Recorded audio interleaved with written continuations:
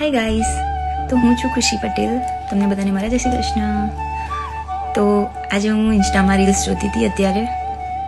તો મારામાં બધી આમ ઇન્સ્પિરેશનવાળી વિડીયોઝ બધા ઘણા ટાઈમથી આવે છે એમ કે ભાઈ કંઈક તમે ચાલુ કરી દો આજે નહીં તો ક્યારે, કે પછી ફર્સ્ટ ડે વ્લોગિંગ ને બધું.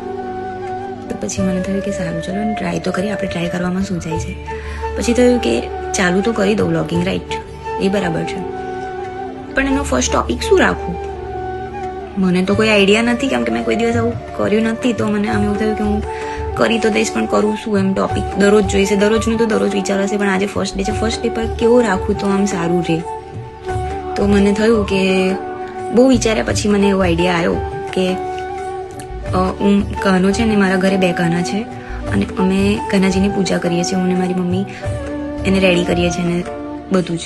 તો એમાં 2 કાના છે મારા ઘરે, પણ કાનાને છે ને હું મારો બેસ્ટ ફ્રેન્ડ માનું છું. બેસ્ટ ફ્રેન્ડ એટલે બધી જ વાતો એની જોડે હું શેર કરું છું.